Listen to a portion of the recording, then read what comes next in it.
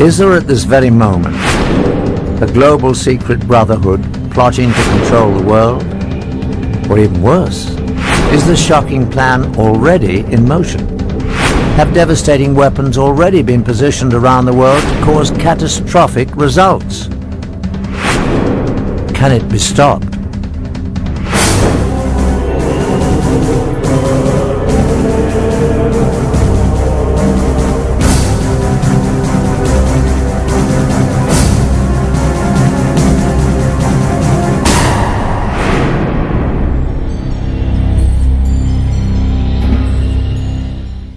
Hello, I'm Patrick McNee. The Illuminati is said to be a global secret society that has been operating for centuries, a hidden brotherhood that includes some of the world's most influential people, people of all races and religions that hold top positions in government, churches, business, education, science, medicine, military, financial, and charitable institutions. A secret fraternity whose sole purpose is to take over control of the entire world's resources, finances, and its people. If such a powerful secret society does exist, it represents the ultimate threat to the free world. In fact, it means that right now there is actually no free world at all. Some say it's preposterous, but now for the first time ever we have obtained proof that not only such a global secret organization does exist, but it has infiltrated two of the most powerful intelligence agencies in the world. What's more, weapons of mass destruction have been hidden in the USA and other countries for future use. How could this happen? To get to the truth, we must first explore the dark reaches of the world's secret societies, whose history, rituals, and very existence are shrouded in mystery. Secret societies have existed for thousands of years. They all have one thing in common: unique knowledge, which they swear by oath to keep secret. For armed with this knowledge, limited to themselves, they believe they can control others. One of the earliest secret societies still exists today, the Masons. It is believed that its origins date back to ancient Egypt, when only a select guild of stoneworkers possessed special mathematical knowledge necessary for building the pyramids. Throughout history, Masons kept their methods to themselves so that only they could build the great structures throughout time that still stand today. First, the pyramids, and on to the great castles and cathedrals of Europe. But secret societies were not limited to tradesmen. The word assassin has its roots in a secret brotherhood of Shiite Muslim warriors that controlled northern Syria during the time of the early Crusades in the 11th century. Their speciality, they had perfected the art of killing. The sect was founded by Hassan-i-Sabah, called the Old Man of the Mountain, who ruled from a remote stronghold. Hassan indoctrinated his devotees with the promise that if they fought and died for Allah, they would live forever in paradise full of heavenly and earthly pleasures. He used the gruesome power of torture and murder to give his teachings special impact and assure complete discipline and devotion. Hassan gave hashish to his fanatical disciples to induce a feeling of invincibility before sending them on suicide missions. Hence the name assassin was derived from the word hashashin, or hashish user. By 1100, the assassins were said to number over 70,000 fanatically devoted members. About the same time in history, another secret brotherhood was created, the Templars. The Prieuré de Sion, Priory of Zion, was a chivalrous fraternity created in medieval France with the purpose of preserving the Merovingian bloodline and returning them to the throne of France. Their official headquarters was the Abbey of Notre-Dame du Mont de Sion in Jerusalem. In 1117, Baldwin I, King of Jerusalem, found himself greatly indebted to the priory for their services in helping him attain the throne. In return, the king negotiated the constitution of the Knights Templar as the military and administrative arm of the Priory of Zion.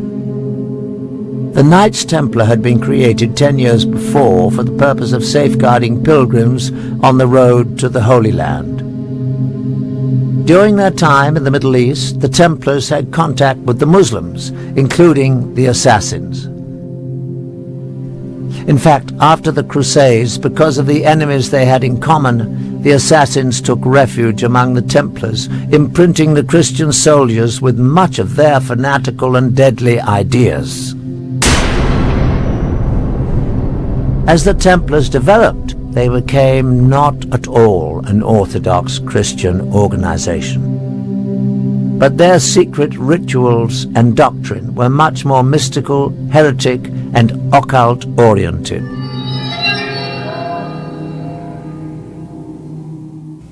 As the power of the Templars grew, the Brotherhood developed into a church within the church, handling their own banking, revoking excommunications issued by bishops, and they answered only to the Pope. Everything about the Knights Templar has at least an element of mystery about it. Right from its beginnings, it was founded just after the First Crusade, which had reopened the way between Europe and the Holy Land. And in about 1118, 9 French knights, all of whom were connected with the court of the Count of Champagne, went over to the Holy Land with this mission, they said, to protect the roads and the pilgrimage routes, to make them safe for pilgrims who would now be able to visit the holy places. Now, once they arrived in the Holy Land, there's actually no evidence that actually did anything for 9 years or so. And right from the beginning, there's something that doesn't quite connect, and there's other evidence that this mission of protecting the pilgrimage routes was actually just a cover story. They actually went there for another reason. For some reason, these 9 knights thought that there was something to be found there. There's certainly evidence that they excavated beneath the Temple Mount. Archaeologists have actually found Templar artifacts from those excavations. As it turns out, the Templars spent very little time on the roads at all. Most of their 9-year stay was spent digging out old tunnels under the Temple Mount, the original site of the biblical Temple of Solomon. What were they looking for? The temples of Solomon had long since been destroyed, yet in times of trouble, the priests were known to have hidden religious treasures in secret underground vaults until it was safe to remove them. The Bible tells us that the Ark of the Covenant and other treasures of the temple survived several foreign invasions in this way. Perhaps the Holy Grail had survived in the labyrinth under the temple as well, waiting for man to rediscover its power. Certainly it was no accident that the knights stationed themselves in a mosque that rested on the ancient site. In fact, it was after their stay that they changed their name to the Knights of the Temple, or the Knights Templar. A monk by the name of Bernard, who later became Saint Bernard, was involved in the formation of the Templars. Saint Bernard was involved in deciphering ancient Hebrew text. Bernard, although in many ways a very worldly person, was also very spiritual. In ways that are quite odd for his time, he was very much into the feminine side of religion, very much into the Black Madonna cults of, particularly of the south of France, which are very kind of mysterious, almost pagan. He had a great veneration for the feminine, embodied in lots of ways in the Virgin Mary, which was actually quite unusual for his time, and that appears to be the thing that drove him more than anything else. St Bernard was a very learned man again for his time, yes, he studied Hebrew texts, studied other texts as well. It could well be something that he found in there that gave these people the idea that there's something worth having in Jerusalem. It's speculative, but it's a good speculation. It seems a very logical thing. You have people studying these old documents who suddenly want to get their people to some of these old places mentioned in these documents. They're looking for something. Personally, I honestly don't know what it was they found, except that people considered it important. Nobody knows for sure. Whatever it was, nobody knows where it went. And it's a real mystery. But there's no shortage of theories, any of which could be correct. Documents, Ark of the Covenant, Holy Grail, whatever that is, but they certainly had their secret. A very old text records the find. We repaired to the secret vault and let down one of the companions as before. The sun at this time was at its meridian height, the rays of which enabled him to discover a small box or chest standing on a pedestal curiously wrought and overlaid with gold.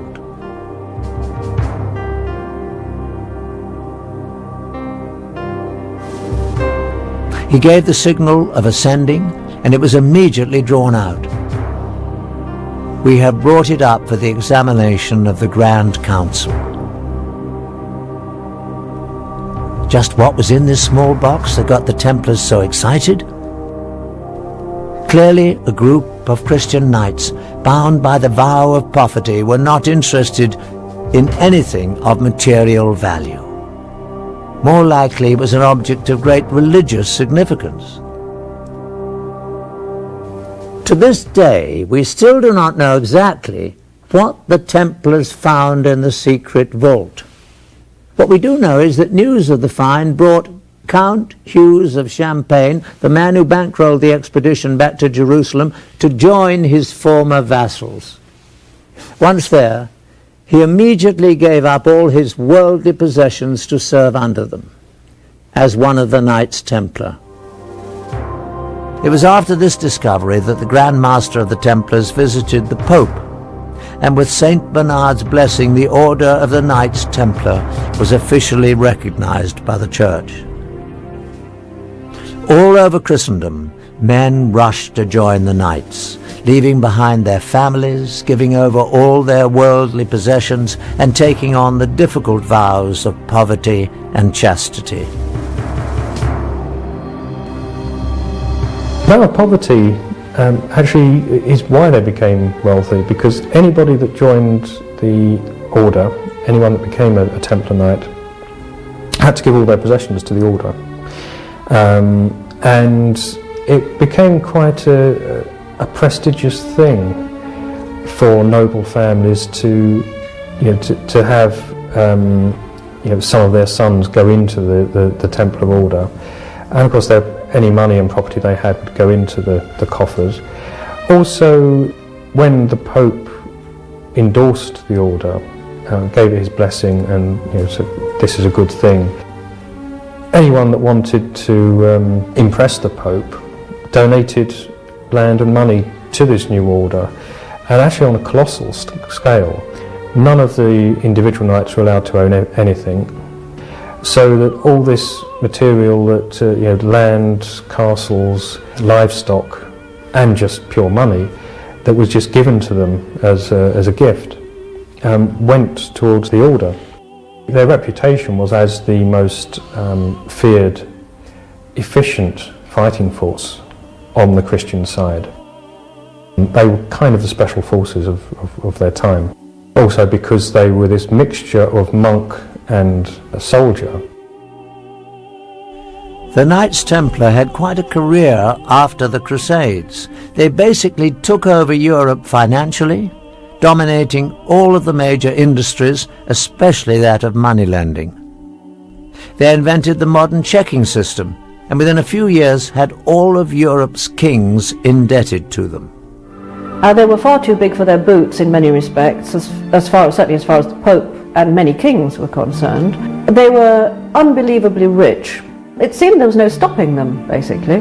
Most historians believe that they got their comeuppance because of their wealth. Essentially, the French king who started the suppression of the Templars, Philip the Fair, essentially that he was jealous of their great wealth. And it is generally thought that he used accusations of blasphemy and sacrilege against them, but really he wanted their money. The charges against the Templars were blasphemy and sacrilege, and that they failed to observe the usual reverence for the church, but that was well known. There were sexual elements in the charges, but then there always are when you think about it in charges against heretical groups. They were accused of sodomy, of homosexual acts. They were accused of spitting and trampling upon the cross, of worshipping not just a bearded severed head, but in some extraordinary cases they were accused of worshipping the severed head of a cat. The Catholic Church got the confessions that it needed to suppress the Templars. On Friday the 13th, 1307, the Pope officially disbanded the Order of Knights. Their Grand Master was burned at the stake.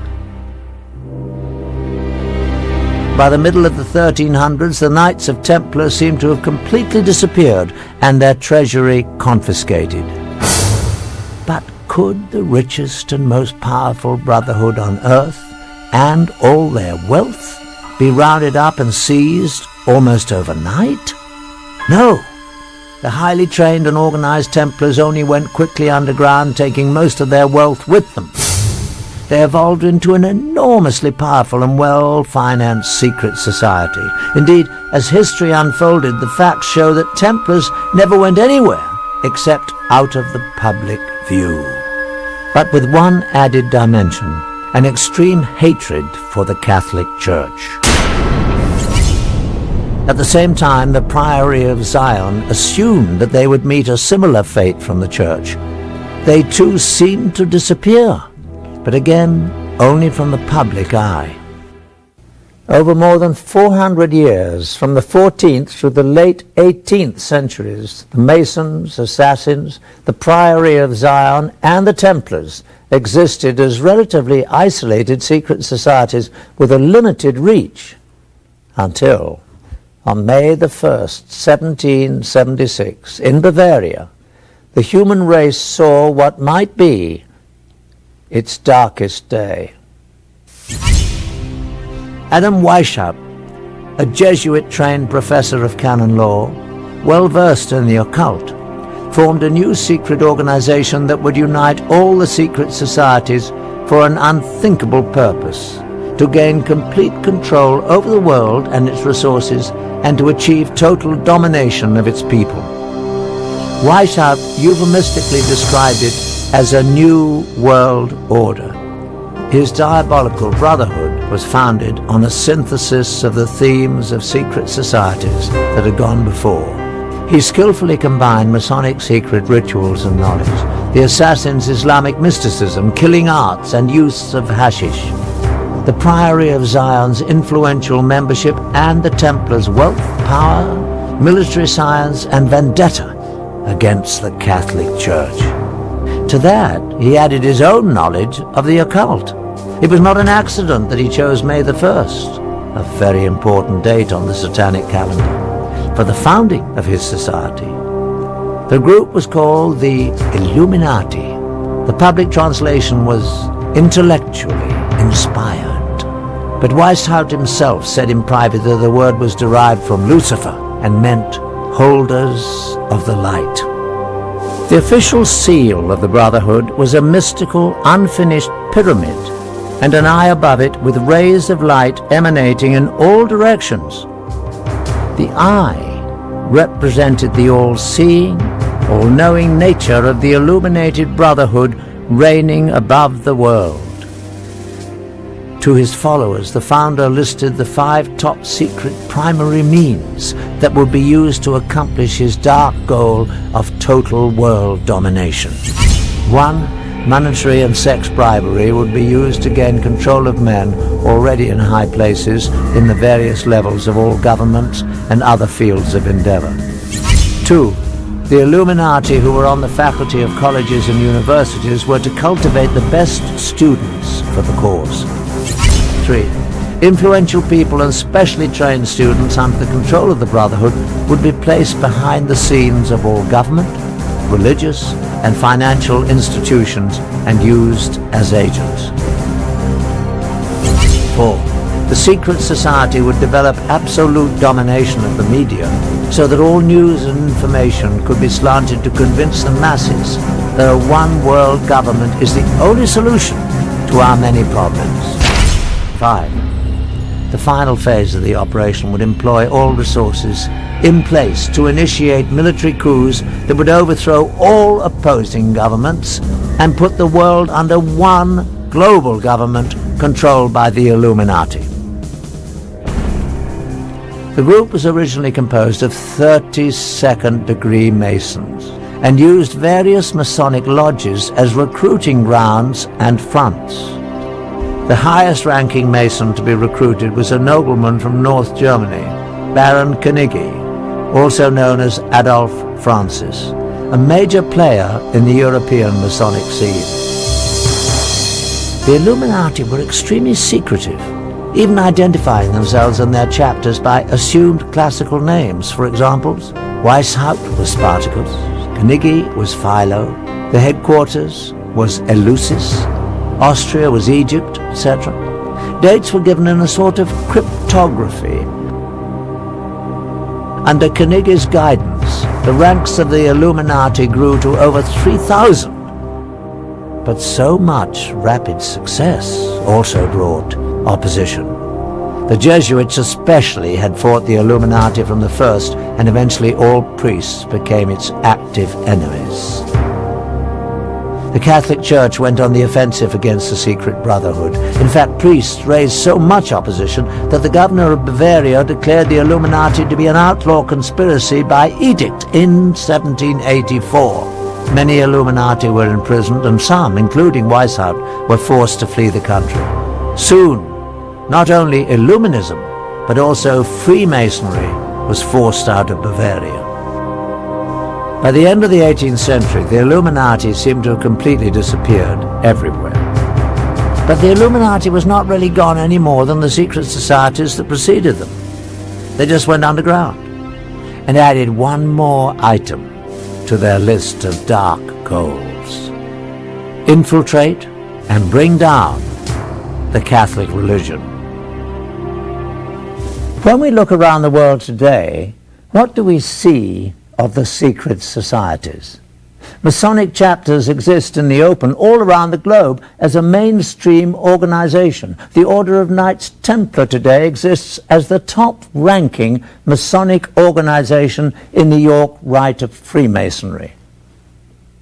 What goes on inside Masonic halls is still relatively secret.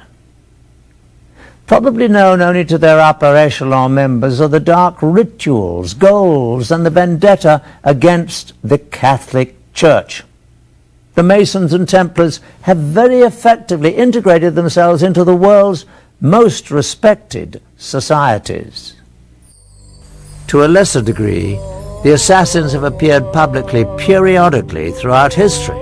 In the early 1800s, they were visible in India as they came under the direction of the Aga Khan, who they believed possessed divine powers. In the latter 1800s, the Aga Khan brought them to Afghanistan, where they developed a lasting relationship with the British. Later, the Aga Khan's descendants further infiltrated Western culture. One prominent example was when Prince Ali Aga Khan, grandson of Aga Khan II, married American actress Rita Hayworth.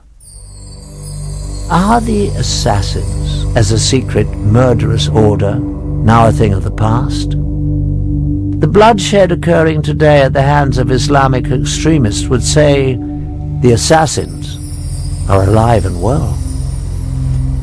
The Priory of Zion also continues to this day. In fact, it has been reported that a number of illustrious figures in history have served as the Priory's Grand Masters, and there is corroborating evidence. In 1975, a discovery was made in a Parisian library. Parchments were found called Le Dossier Le Carré. These documents indeed reveal that some of the secret members were Leonardo da Vinci, Victor Hugo, and Sir Isaac Newton. The Priory has been credited by some with the creation of the European Union. Former President of France, François Mitterrand, was believed to be a member of the Priory, and many other powerful people. As for the Merovingian bloodline that the Scions were pledged to protect, it continues on. Through incestuous intermarriage, most of the royal families of Europe can claim Merovingian descent.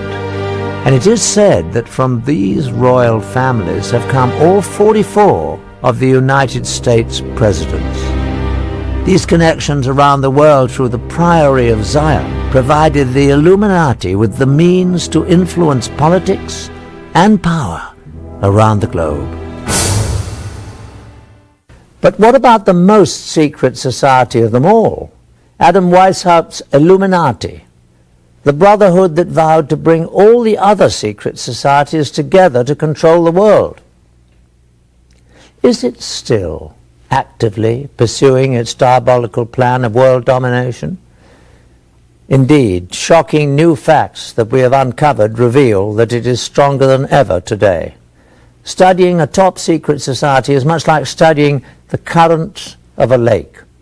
The ripples on the surface give us clues to know what is going on in the darkness below. The Illuminati's grand plan required that it infiltrate the governments of all countries around the world. In our extensive investigation, we focused on just one target, the former Soviet Union, to see how it was manipulated by the Illuminati. An effective way to gain control of a government would be to penetrate its intelligence structures. Newly released information from the files of the KGB provides some unprecedented insight. Now that the Cold War is over, some highly classified information is being smuggled out of carefully guarded vaults in what used to be the Soviet Union. With the change to a market economy here, many items never before available to Russians are finding their way to the black market. They say that everything is for sale in the new Russia, including state secrets and the spies who kept them. After the collapse of the Soviet Union came the dissolving of the KGB. The new government formed its own new security and intelligence agencies, employing many of the old KGB personnel, but leaving many without jobs. Even those with employment were often not paid as promised. We found that many former KGB employees were eager to give first-hand accounts of their classified activities within the agency for the right price.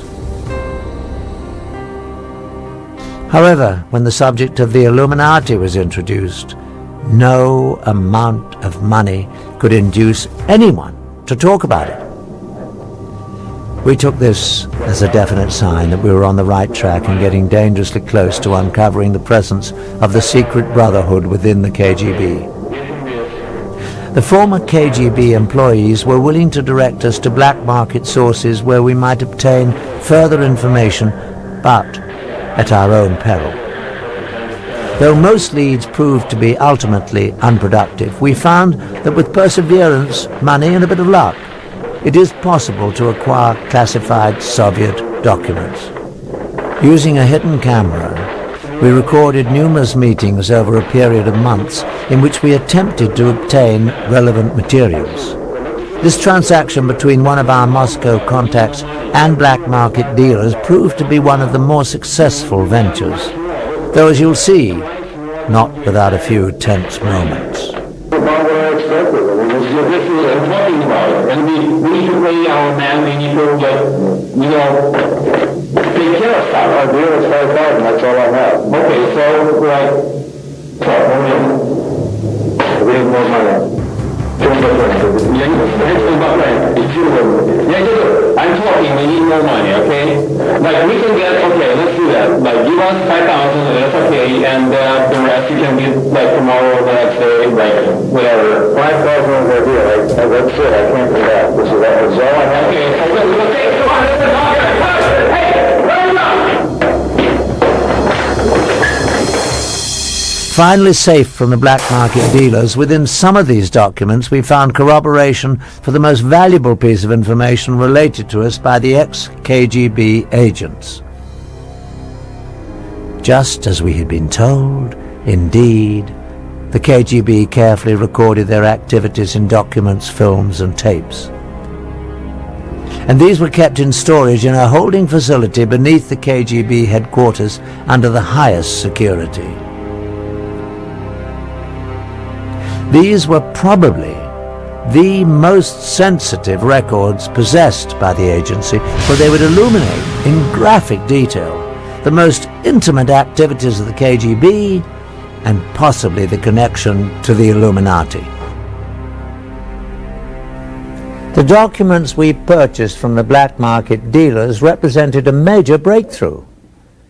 They not only confirmed that more revealing KGB materials existed, they also told us where they were kept. Again, we went to our black market sources, now armed with this new knowledge. We believed that with the demise of the KGB, most of the safeguards protecting its records would be gone. Someone out there must have the knowledge and access to be able to supply them to us for a price. Over the course of the next 5 months, we employed our sources to try to obtain specifically these top-secret records of the KGB. This transaction between one of our Moscow contacts, an interpreter, and a local black market dealer yielded astonishing results. The location of this meeting is a textile factory in the Zakorniki district of Moscow. This is the office of the Russian entrepreneur who owns the plant and uses it for both legitimate and illegal business. After introductions and some initial small talk, the dealer is asked whether the KGB materials are on the premises.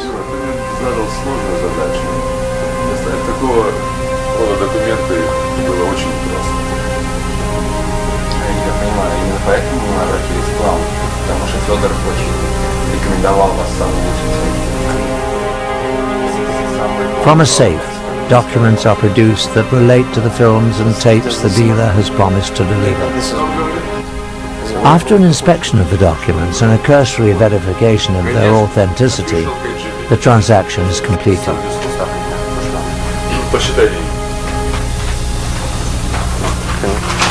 Okay, well, thank you. Спасибо. Пожалуйста. Nice to meet you. Дмитрий Сергеевич, спасибо за вашу работу. Money changes hands, and the tense group is led to another office where the films and tapes are said to be stored.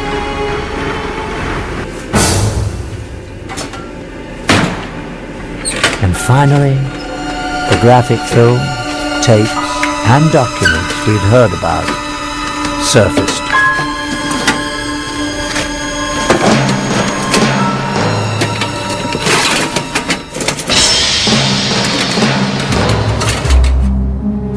In a startling revelation within the classified documents we obtained, we find proof that the Illuminati infiltrated the Soviet Union and the KGB. These communiques between two high-level KGB agents actually refer to the original illuminated one, Adam Weishaupt, by name. They go on to allude to a connection with two past rulers of Russia, Joseph Stalin and Nikita Khrushchev. Our mission to place agents within the walls of the Vatican is a goal that the founder Weishaupt talked about 200 years ago. It is something that has been attempted through the years by both Stalin and Khrushchev with no success, but I believe we can finally do it this time. What's more, in the lab our investigators made an alarming discovery. A magnified view reveals that an unnoticeable dot The period at the end of the final sentence on the page is actually a seal. It is the unfinished pyramid with an eye and triangle above it. The official insignia of the Illuminati, a marking used by the secret society since its creation in 1776. The KGB was determined to infiltrate the Vatican. Why would this of all places be of such critical interest to the Russians? The answer is simple. The Russians would have no interest in the Vatican, but the Illuminati would. Not only would it further the vendetta against the Catholics, but it would be important for the greater purpose of gaining control of the world. The Vatican may be the most powerful force on the planet for influencing people. Policies dictated by the Vatican affect 1 billion people spread across the globe on every continent, in comparison to less than 300 million under the direct influence of the US or the former USSR. Reigning at the top of this vast empire of followers is one man, the Pope, whose words and wishes are considered by his followers to have divine inspiration. No other person on earth has such extraordinary power and influence. The Illuminati would have a great interest in exerting whatever influence they could on the Pope and his advisors. The KGB had a staff of agents permanently assigned to Rome, but the Vatican City exists as a very closed world, an officially recognized independent state with its own government. In effect, it is a sovereign state existing within the city of Rome. Surveillance of it from the outside is very incomplete. From more secret KGB documents we have obtained, we learn that in 1972, the Illuminati, using the people they had in the KGB, formulated a bold plan to position one of their people within the walls of the Vatican. Again, the period at the end of the final sentence on the document is actually the miniature pyramid and eye, the official insignia of the Illuminati. At last, the secret brotherhood could begin to control the Catholic Church from the inside. An agent was sent to the Vatican posing as a Ukrainian priest, driven from his country by the communists for anti-communist rhetoric. He was quickly accepted by the pro-American Vatican clergy. After only a few months, he achieved his primary objective, gaining the confidence of the office of Cardinal Vilo, the Secretary of State of Pope Paul VI. In this exclusive KGB film footage we obtained, on the right is the agent posing as a priest. On the left is the chief assistant to Cardinal Vilo. Devo tornare all'ufficio, devo fare cose lì e tutto il resto. Sono molto preoccupato. Ok. Spero che qualcosa... Ecco che arriva. Buongiorno. The third man is actually another KGB agent, no doubt placed in the organization by the Illuminati. He is also seeking to gain access to the cardinal. Nuovo, sì. Questo mi fa molto piacere. Bene, molto bene. Bravo, sta piacere. Abbiamo la sua collaborazione Sì. Bene. Molto positivo e terremo molto in considerazione di questo. Sappiamo quanto importante è per noi questa collaborazione. When Vilo's assistant is sent on his customary monthly trip to Milan, the KGB installs a camera in his hotel room.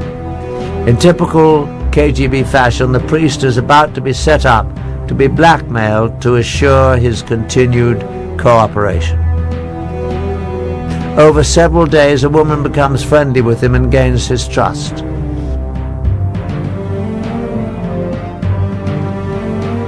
The film shows that the trap was well set.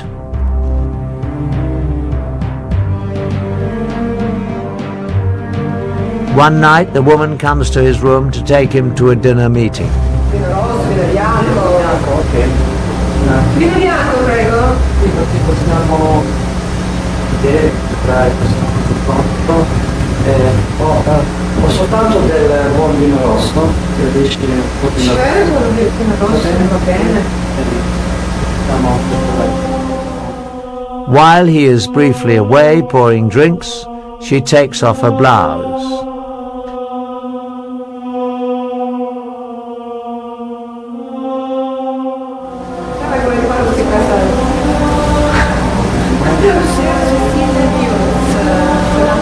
The film ends abruptly. But no matter what the outcome of the encounter was, the brief shot of this priest with a half-dressed woman in his room is damaging enough to guarantee his future assistance in the surveillance of Vilo's activities. Certainly in the near future, the Illuminati-controlled KGB agents will begin looking for ways to manipulate Vilo himself. Once that is accomplished, they will be extremely close to the very heart of the Catholic religion, Pope Paul VI. But it appears that the Illuminati was not content with exerting only influence to control the Vatican. They sometimes resorted to murder. Since the founding of the Illuminati, a number of officials have died at the Vatican under highly suspicious circumstances, including 3 popes. In each case, the death of the official was timed so as to have a great political significance, the telltale mark of the secret brotherhood influencing world politics for their benefit. In 1939, Pope Pius XI was poised to release a statement condemning both the Nazis and the fascists, groups doing the kind of evil that the Illuminati would be behind. But before he could make the public statement, he suddenly died. A close assistant, Cardinal Tisserand, was heard to repeat again and again in French, "They have assassinated him! They have assassinated him!" His body was quickly embalmed, making an autopsy and proof of cause of death impossible. In 1978, it seemed the secret brotherhood might again be using murder to manipulate the papacy. Paul VI suddenly died. Admittedly, he was frail, but the sudden worsening of his condition seemed all too convenient to many observers. However, this time, the Illuminati architects got a result they probably were not expecting: a pope who would be at odds with them, John Paul I. Almost immediately after he took office, the new pope showed a great deal of independence. It seemed that John Paul had a special distaste for the corruption he had seen was rampant in the Vatican's finances. While he was the Cardinal of Venice, the Venetian Catholic Bank was sold in a secret deal to the Vatican Bank for a greatly undervalued amount. Profits reaped by a few were estimated at more than $70 million, but the losses to the Venetians were great. The clergy of Venice even lost their pension funds. Instrumental in the deal were bankers Roberto Calvi, his mentor Sindona, and the director of the Vatican Bank, Bishop Marcinkus. After John Paul became Pope, these 3 were still in charge of investing much of the Church's money. In his new position, the pontiff had the power to investigate them and publicly bring out the facts. Altogether, he was poised to uncover illegal dealings that involved almost $1 billion. This would be a serious blow to the Illuminati, who were certainly behind the criminal financial dealings. The danger to the Pope became shockingly clear one day at a private meeting between John Paul and a Russian Orthodox Archbishop, Nicodim. As the meeting began, coffee was poured. Nicodim took the first sip and almost immediately collapsed to the floor and died. His face was very contorted in a horrible and unnatural grimace, as if the death was very painful. The son Pope carefully put down his own cup before he sipped. Certainly it came to his mind that the coffee must have been laced with poison that was meant for him. The official doctor, however, quickly proclaimed that the Archbishop had died from what had become the standard cause for deaths at the Vatican, a massive coronary. All the facts surrounding the mysterious death of the Russian Archbishop Nikodym pointed toward an assassination attempt and a cover-up. The Russian's body was embalmed very quickly after his death, without a prior complete medical examination. After the embalming, it would be impossible to perform an accurate autopsy to determine the cause of death, particularly if it involved poison. Also, the coffee the Archbishop drank was never collected for analysis, and no forensic investigation was ever carried out. Although the proof was gone, to many it was clear that the Pope had narrowly escaped being murdered only 10 days after he was elected. The experience proved so frightening that John Paul called a secret meeting with his top 4 cardinals to discuss the situation. The meeting took place on September the 28th, 1978. Only the 4 cardinals and the Pope were in the room. To this day, it is not known exactly what was said, but afterwards, the Pope was moved to take action. He ended the term of Cardinal Vilo as Secretary of State. This was the same Cardinal Vilo whose assistant had been blackmailed in the KGB films taken in 1972. Over the 6 years, this cardinal must have also been drawn into the Illuminati's web. Removing him meant that the Pope had uncovered at least part of the dark secret. But even John Paul could not avoid his fate at the hands of the Illuminati. That night, the pontiff retired earlier than usual and took with him detailed notes of the secret meeting to deliberate upon. At 5 a.m. the next morning, the Pope's closest attendant, Sister Vincenza, became concerned. His Holiness had never overslept before. She peered inside his door. John Paul appeared to be sitting in bed with a light on as if he were reading. Various papers were around him.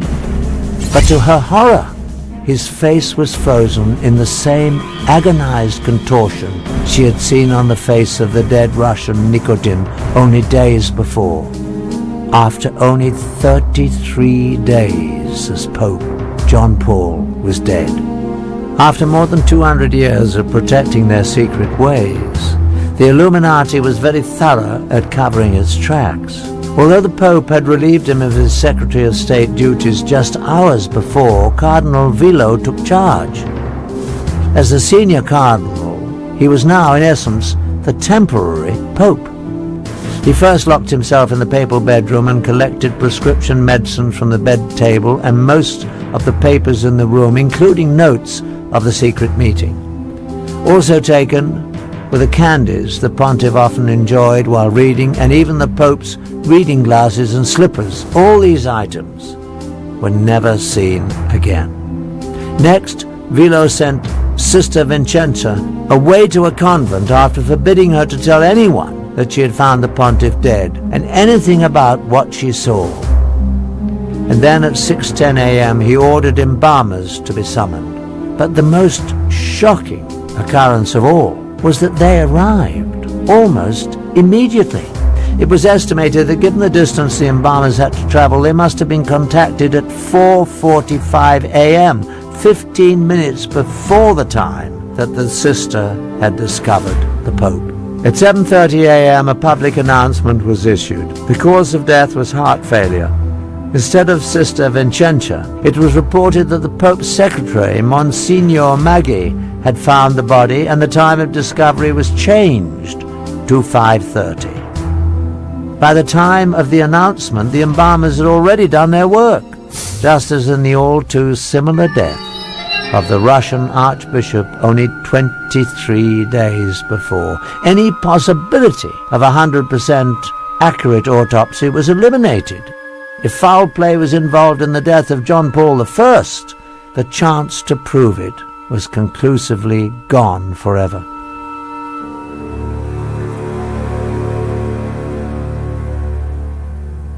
Ten days after John Paul's funeral, Cardinal Vilo assembled the conclave to elect a successor. The official electing body includes 111 cardinals. Once sequestered in the Sistine Chapel, the cardinals must invoke the power of the Holy Ghost to guide them to their decision.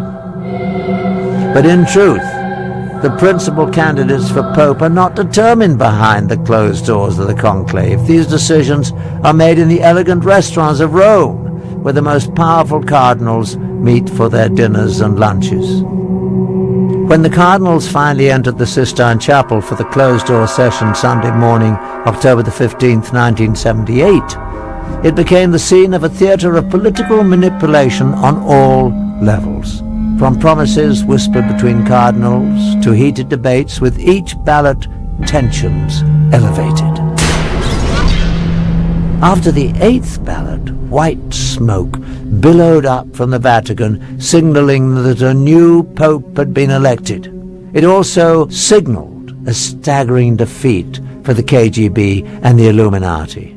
The new pontiff was a staunchly anti-communist Pole, John Paul II. But the Illuminati does not accept defeat easily.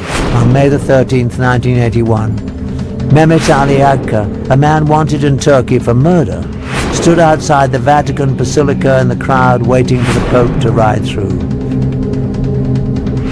According to Ali Agca's own account, John Paul came out of the Vatican about 5 p.m. in a white Jeep. As the Pope came by, Ali Agca pulled a pistol up and fired 3 times before being wrestled to the ground by the crowd. The pontiff was seriously wounded, but he would recover to continue his papacy. At first, Ali Agca asserted that he had acted on his own, but investigators became convinced that a much larger conspiracy had used the obviously unstable and dangerous man as a tool for assassination. Soon, Ali Agca admitted that the shooting was part of a Bulgarian conspiracy masterminded by the KGB. But of course, both Bulgaria and the Soviet Union denied any involvement. When the jury announced Ali Agca's conviction and life sentence, he seemed shocked that he'd been left to bear the responsibility for the crime alone. Then he began laying out the precise details of the conspiracy to Italian investigators, naming all those involved. On November the 25th, 1982, Serge Ivanov Antonov, an employee of the Bulgarian National Airline, was arrested in Rome and charged with involvement in the assassination attempt. Soon, the list widened to include 3 other Bulgarians and 4 Turks. In July 1983, as Agca was being transported to another facility, the world saw him publicly admit the KGB connection, as he shouted to reporters that the KGB and Bulgarian intelligence services were involved. Later, he explained that he had been trained in Bulgaria and Syria by KGB experts in international terrorism.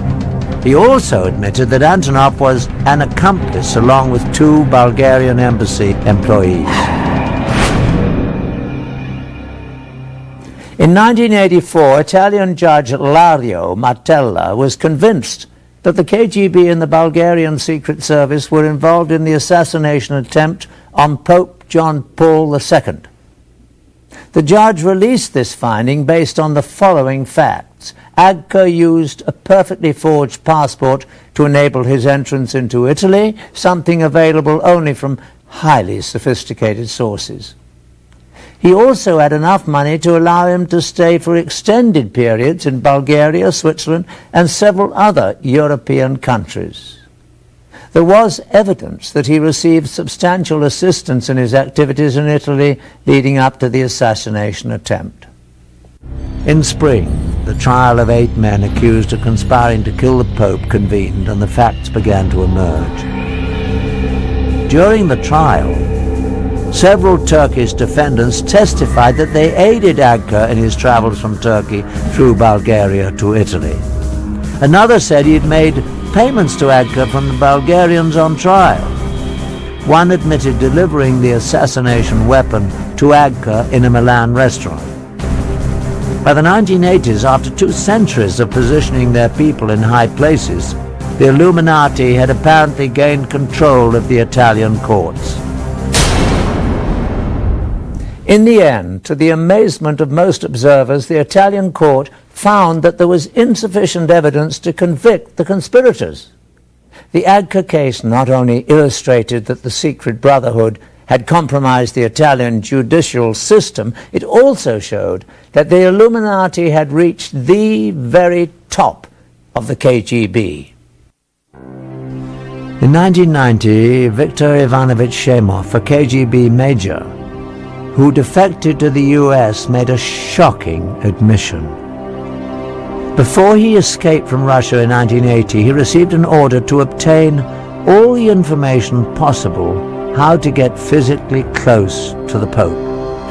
The order was signed by Yuri Andropov himself, at the time the head of the KGB, the same Yuri Andropov who would only a few years later become the head of the Soviet Union. The Illuminati's final step to domination called for military coups around the world to seize power in order to create one global government controlled by them. To accomplish this, they would use the huge surplus of catastrophic weapons stockpiled in the USSR to threaten the entire world. Although the KGB was the most well-known, it was not the only espionage entity run by the former USSR. Another agency just as massive but even more secret than the KGB was the GRU, carrying out military intelligence. And the secret brotherhood went to great lengths to infiltrate it. The proof that they were successful is revealed in these highly classified GRU agency documents that we purchased from a black market document dealer in Russia. In them, an agent is given his orders to work using the cover of a journalist in Washington, D.C. Once again, the Illuminati has left their telltale sign. The period under high magnification is the pyramid and all-seeing eye. While the KGB collected information on political figures and influenced politics around the globe, the GRU gathered intelligence essential for achieving military objectives. Some of the activities of the GRU were aimed at achieving objectives in various ongoing conflicts such as Afghanistan. But the major mission of the GRU was to prepare for future wars with other countries, especially the USA. It was this agency that was ready-made to be used to place the deadly weapons for the final phase of Illuminati's dark plan. The GRU operatives were perfectly trained for the operation. In time of Cold War beginning, in the mid, in the end, actually all time of our military service, we were used in military preparation of former Soviet Union for the future war against America. Beside their military education, GRU operatives underwent 3 years of exhaustive training. They learned to use all the tools and techniques of the spy, and they became experts in explosives. Once fully trained, the GRU agents were moved to assignments in foreign countries. Some were given diplomatic covers and went to work in embassies. Others assumed positions as journalists, as is the case in the secret documents we obtained with the insignia of the Illuminati. One was Stanislav Lunev, a former GRU colonel, who in 1992, after 20 years with the agency, would become Russia's highest-ranking military officer to defect. In his book and in an exclusive interview with us, Lunev gives a first-hand look into the GRU. Although his face was never shown, he would not even mention the Illuminati, although he never denied their existence or involvement in the GRU. He does, however, reveal some shocking facts. In the United States, I worked in Washington, D.C. operational area under the same cover as a TASS news agency correspondent. It's a very good cover because, you know, between journalists and spies, real spies, there are a lot of common because all of them are looking for news and for real information. Once in position in the field, the GRU agents had various tasks. One was to help coordinate terrorist campaigns to destabilize unfriendly governments. GRU officials have now revealed that during the Vietnam War, the agency invested over $1 billion promoting the anti-war campaign in the US. This expertise at manipulating governments was a skill that fit exactly with the Illuminati's future plans for overthrowing governments.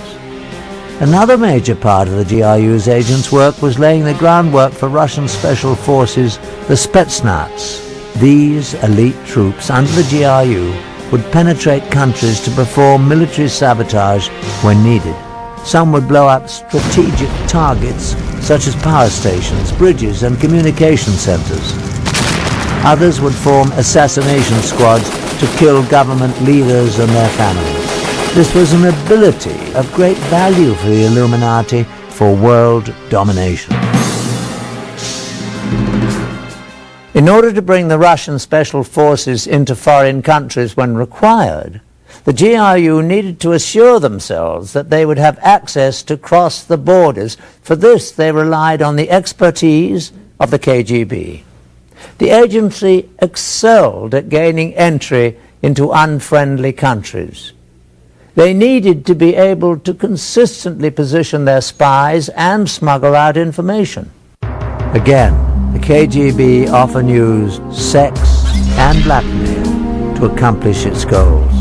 In this hidden camera film, the man on the right is a KGB agent acting as a raven, a male whose job is to seduce someone to commit espionage. This raven is in the process of setting up a Mexican border guard. I'll get it replaced. More. So it's going to Once this border guard was hooked, KGB agents could freely cross into the US from Mexico at this station. This information would then be passed on to the GRU, so they too could use the access to bring in agents and the Spetsnaz when they were called for.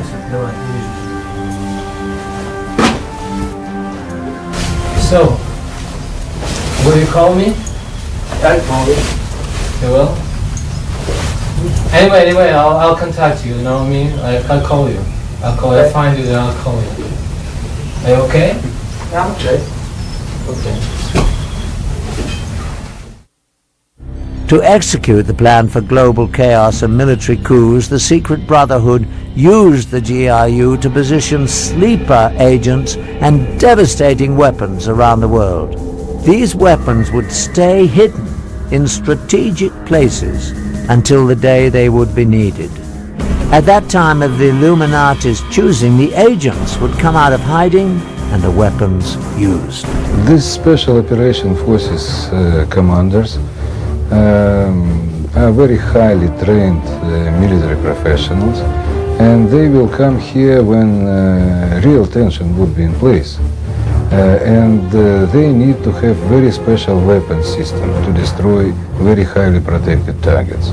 So they will have nuclear weapons, chemical, biological, other weapon system. The most frightening weapons to be smuggled in were the small nuclear devices that have become known as the nuclear suitcase bombs. These weapons could be moved easily by one person, but had awesome destructive capabilities. Once they were in the US and other enemy countries, the weapons were hidden in safe places and could be retrieved in time of war. It is estimated that a frightening number of these nuclear devices were positioned in the US and other countries. In all probability, these nuclear devices remain hidden in their secret locations, all ready for use today. Thanks to the newly opened files of the KGB, we've had a shocking look at how the Illuminati has over the years manipulated the world's institutions like the Vatican. And we have seen that devastating weapons have been positioned around the world. We have focused on only Russia's connection to the Illuminati. Since Adam Weishaupt founded the secret organization in 1776, its tentacles have extended into many other nations around the globe. Even the United States shows telltale signs. The most obvious is on the back of the US $1 bill. Prominently displayed are the pyramid and the eye, the Illuminati's insignia put there in 1933 by order of President Franklin D. Roosevelt. Underneath are the Latin words Novus Ordo Seclorum, which translates as New World Order.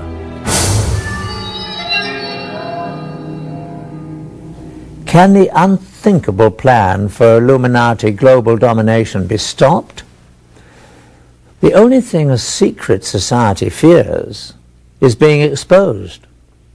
Today, books on the frightening subject are gaining wide distribution. The internet is filled with information about the secret organization.